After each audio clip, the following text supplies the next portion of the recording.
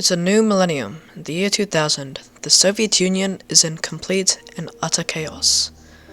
We used to be the strongest nation in the world, but now we're nothing but a corrupt and failed dream. Over the past 20 or 30 odd years, the Soviet Union has been on a drastic downfall ever since, and with nations like China and the United States of America gradually improving in every aspect that a nation has to offer, I'm gonna say that the Soviet Union is screwed. That's the case for the Soviet Union in the Red Dusk mod. That's the mod we're gonna be playing in this video today. The mod is about whether the Soviet Union survived the August coup. We did survive this August coup, but we're in a pretty utter and dire situation. So it's time for me to change that. The first things that we'll work on in the video are our outdated equipment and our economy. They are two vital things for the Soviet Union. We'll do this by exploring the depths of our first national focus tree. We are going to address our population of our new technological and economic reforms. Oh yeah, since it's Yamayev's final weeks in office, I wonder how the people will react, because I don't think he did that much to improve the nation overall. Since there are no focuses to improve our technology, we'll focus mainly on our economy. We've got some focuses and some political decisions outside of the focus tree that we can make to improve our nation's economy overall. Now that we're done with our economic side of the focus tree, we can move over to our more political side of the focus tree. We've got four parties: reformists, militarists, conservatives, and the KGB. Who am I going to choose? I've actually decided to go down with the KGB. Vladimir Putin. Now, a few focuses after that. Yamayev has officially resigned, and the Soviet Union is now led by no one. Oh, and it looks like that we've actually got a new temporary leader that I've never heard of in my entire life. But not for long, because a new leader by the name of Vladimir Putin, I don't know who he is either, no, just kidding. But with that, we've also got another focus tree, which is pretty lengthy for this mod because it's in beta, but let's see what this has to offer. With a new leader comes a new Soviet Union. We've got some decisions to make, and a few focuses into our focus tree, we've got to make one vital decision: choosing our KGB leader. I'm gonna go down the more peaceful route, which, a few focuses later, he proved his worth. And just like that, stability is booming. We'll continue to venture down our focus tree, and gain even more stability. With the completionist focus, we'll remove memories of the August coup. Now, with that out of the way, we've got to make another very important decision. We've got to eliminate, or actually I should say purge, either one of these very important Russian figures. But I'm going to choose Mr. Yazov. We can remove some unloyal and faulty field marshals / generals, which will drastically decrease Yazov's influence over Putin's Russia. With that out of the way, we can actually free Gorbachev. In our timeline, he did get rid of the Soviet Union, or it wasn't entirely his fault. Nonetheless, we'll free him. Now, we're moving on to the last section of Putin's first focus tree. With this focus completed, we can get rid of some very nasty national debuffs.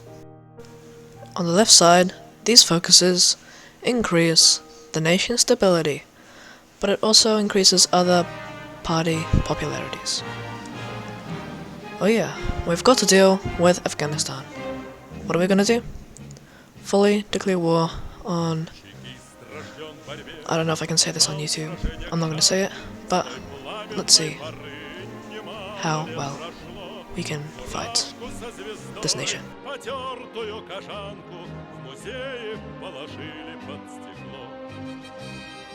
Враг готовит нам опять огни и войны, и тучи тяжело нависли над землей. The Second Soviet-Afghan War was much less tedious than the last time.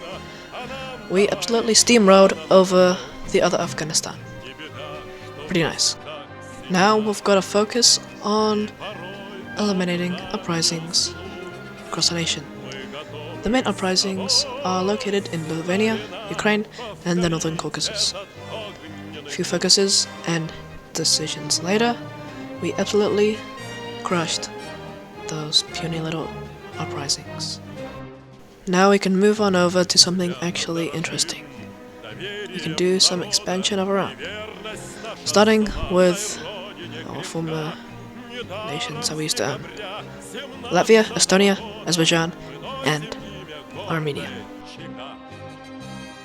Опять звучит приказ, тревоги без отбоя, и жены, как всегда, с привычной And we absolutely obliterated our former Soviet territories.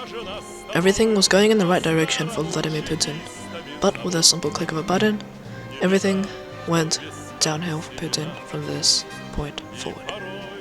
We've got a little focus tree where we can try to save the Soviet Union, but I like some chaos, and we're not going to do that. We're not going to go down the left side of this focus tree. A few focuses later, Russia looks like it's tended to hell. I mean, it has. Well, the Battle of Moscow. I'm going to choose the worst decision. And just like that, Russia is in complete and utter chaos yet again. But now Russia has completely collapsed into millions of states.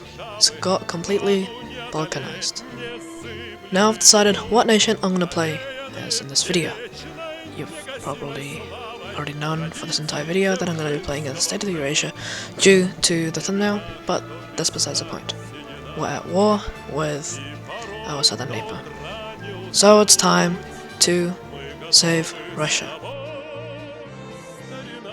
Повторить этот огненный путь.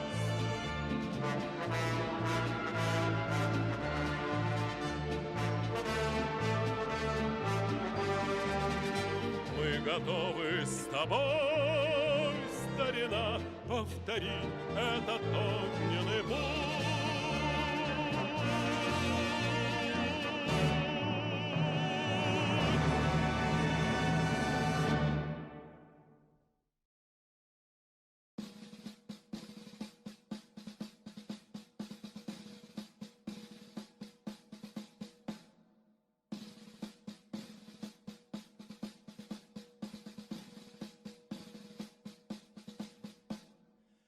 And just like that, we have temporarily secured peace.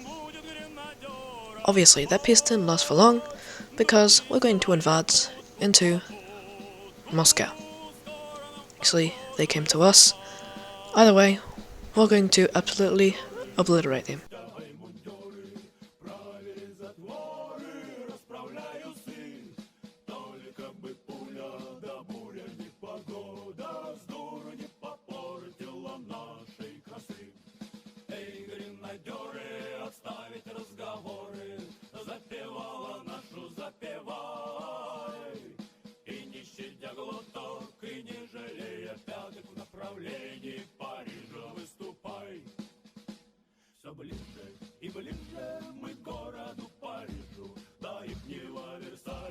And just like that, we have regained our former capital, or now it's the State of Eurasia's capital. We are now going to proceed to march into the Republic of Ukraine.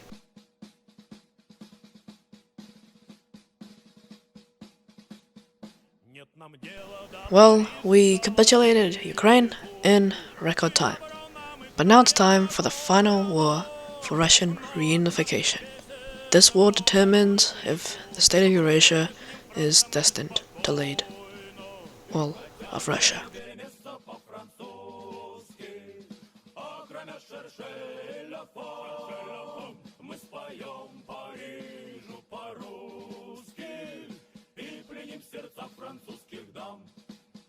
Но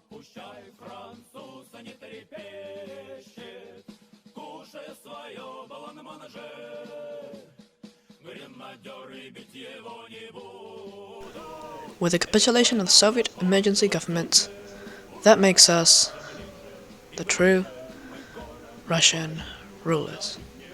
Or actually, Eurasian rulers, however you like to call it. We're going to call it Eurasia now.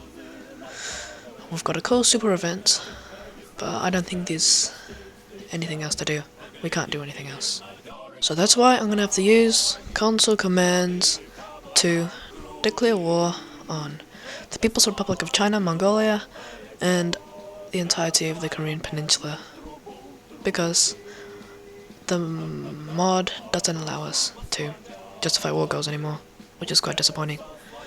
But let's see if we can defeat the second strongest nation in the world.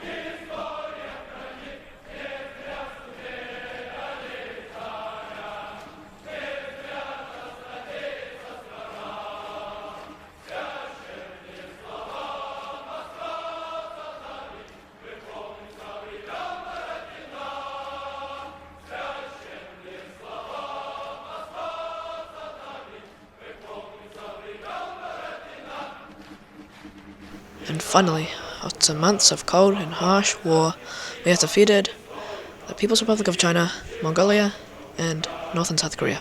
Just to wrap up the video, we're going to re-invade Georgia and Armenia just to make our borders look a tad bit nicer.